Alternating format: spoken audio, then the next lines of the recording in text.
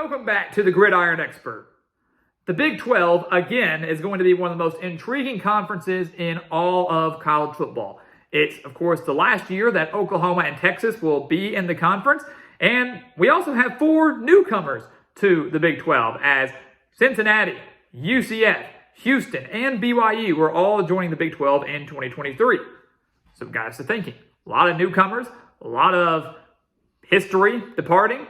What are the 5 biggest games in the Big 12 heading into 2023? Well, that's what we're here to break down today. So welcome back to the Gridiron Expert, guys. We're so glad that you could join us today. As always, please continue to like, comment, subscribe, share our videos, and of course, check out everything down in the description below, including our website, thegridironexpert.com, and everything that we have listed there for you, because again, here at the Gridiron Expert, college football never dies. The season never ends here at the Gridiron Expert. We want you to become a part of our GE Nation, what we're building here at the channel. So let's take a look at the top 5 Big 12 games. Again, they're not listed in any order. They're not ranked in any order. Really, it's just an order of how the games are played based on the dates. So let's just go ahead and jump into it. We've got our first one coming in on Friday night. How about that? How untraditional. Friday night, September 29th, Cincinnati at BYU, a battle of 2 newcomers that could contend immediately in the Big 12. Remember, the Big 12, 14 teams this year, but no divisions. They're just going to take the top 2 teams to the Big 12 championship like they've been doing these last 2 years anyways. This will not be the first newcomer to play in a Big 12 game. Houston will get that honor a few weeks earlier when they take on the national runner-up in TCU. But this is going to be a battle between 2 newcomers, 2 brand new teams facing off against each other in the Big 12. And you look at what you're looking at on the field here. Keaton Slovis coming in to BYU obviously gives them a huge boost at quarterback with the departure of Jaron Hall. So that's huge for the Cougars in their first year in the conference. Cincinnati, they've got a new coach in Scott Satterfield, who's no stranger to, I wouldn't call this a rebuild by any means, but building programs and helping them transition to a new era of their program like he did with Appalachian State, like he did with Louisville, now doing the same with Cincinnati. They have an experienced quarterback as well in Ben Bryant. This is also going to be BYU's first home Big 12 game. So first home game against a Big 12 opponent. It's going to come against Cincinnati. So it's going to be a rocking place in Provo. Provo is going to be rocking. It's going to be a night game on Friday. We know BYU, how tough they are to beat at night at home. So this is going to be an awesome, awesome opportunity as just football fans, but an awesome opportunity for both Cincinnati and BYU to become a part of history, be playing in such a historical game, and also kind of see what these 2 teams are made of as they enter this new era of football for their program. So a really, really fun game there, and that's one of the biggest ones of the year for us because these are 2 teams that, again, could contend for a Big 12 title in year 1.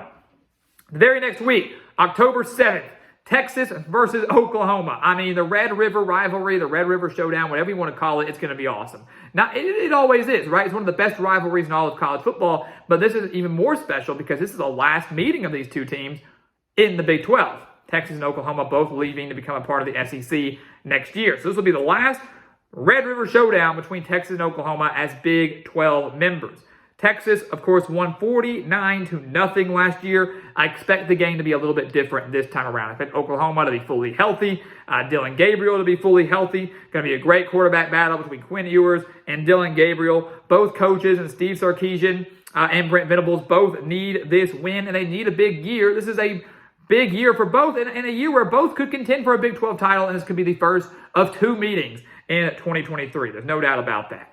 8 of the last 10 games between Oklahoma and Texas have been decided by 1 possession. I very well could see that being the case again in 2023. I don't think you're going to see a massive blowout like we saw last year. So a lot of new pieces for both, but both teams kind of coming off a disappointing year. Oklahoma, a losing record. Texas, another 8-win season, not where they want to be.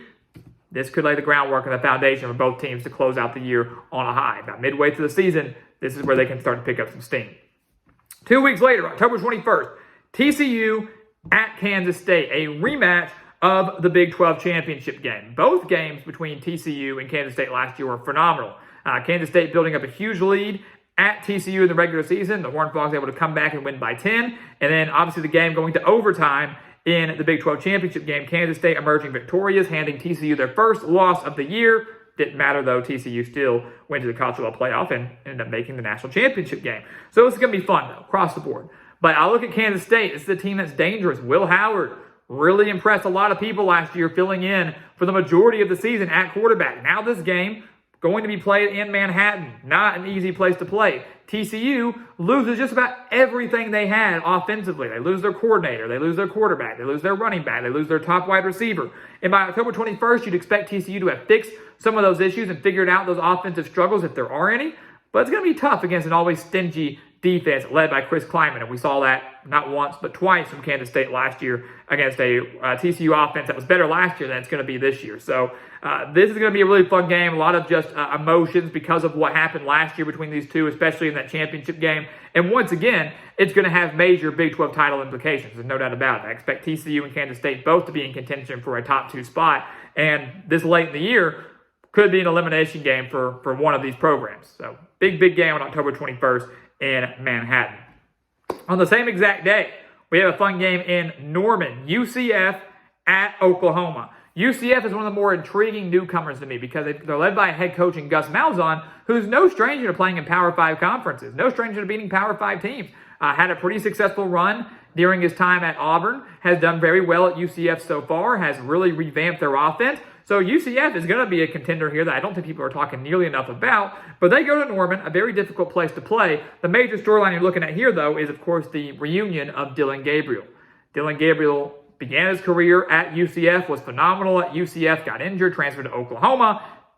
Now he's a quarterback for the Sooners. So Dillon Gabriel will be playing against his former team. That's going to be a lot of fun. That's going to be a really, really cool storyline to watch out for. But you look at this game also. We mentioned UCF as a team that could contend for a Big 12 title in year one. If you look at the 3 conference games they have before Oklahoma, they're all winnable.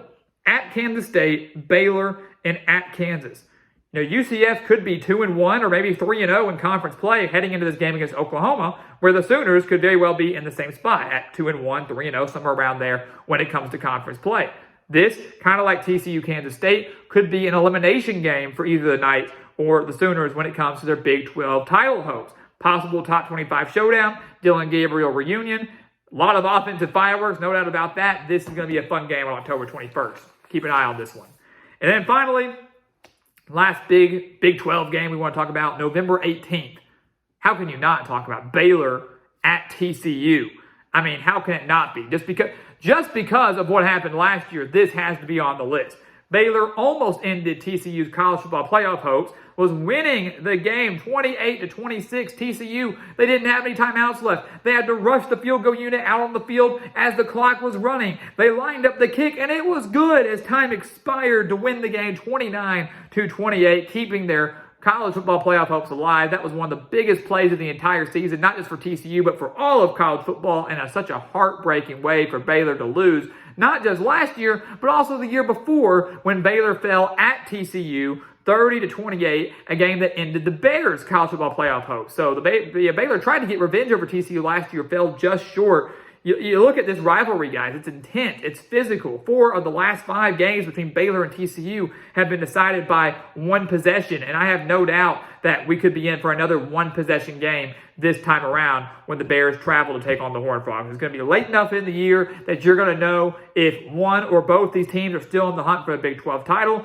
or college football playoff or whatever it may be. The implications will still be huge. Obviously, throughout the entire game, they're going to be replaying that field goal from last year over and over and over again. This is going to be a very, very entertaining game to watch and could have major Big 12 title implications when it's all said and done. So I love this rivalry game. I love the history. I love the storylines.